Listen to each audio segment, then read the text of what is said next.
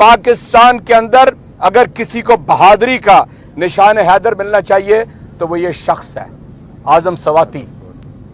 आजम सवाती है वो जिसने पाकिस्तान की तारीख को तब्दील करके रख दिया और उसने सबको फेस किया है। रोजाना बाजवा का जिक्र करते हैं, रोजाना उन जर्नैलों का जिक्र करते हैं कि जो इस जराइम के अंदर शामिल है। वीडियो क्लिप के जराइम के अंदर हम भूल जाते आपने जो बराना किया उन्हें, आपने शर्मनाक हरकतें की उनके साथ, लेकिन जो क्लिप है सारी जिंदगी नहीं भूलेंगे।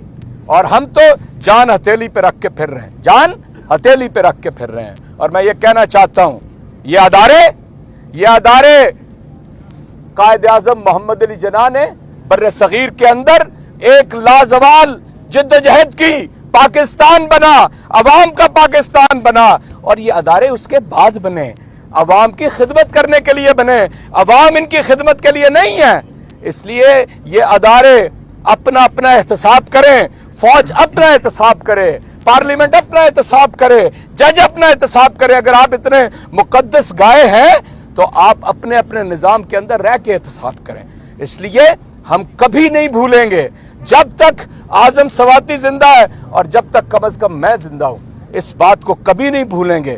आपने चादर और चार दीवारी को पामाल किया, आपने इज्जतों और अस्मतों के फानूस जिस तरह पाकिस्तान बनने के वक्त बर्बाद हुए थे, आपने वो किरदार अदा किया जो इस जगह पे किया।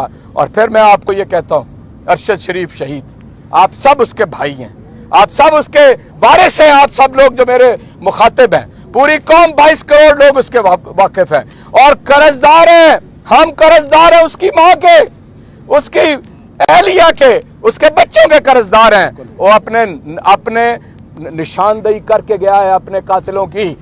कोई निजाम के अंदर है कि जो जवाब दे कि वो निशानदेही करके गया था कातिलों की? क्या किया आपने उसके आज तक, क्या किया?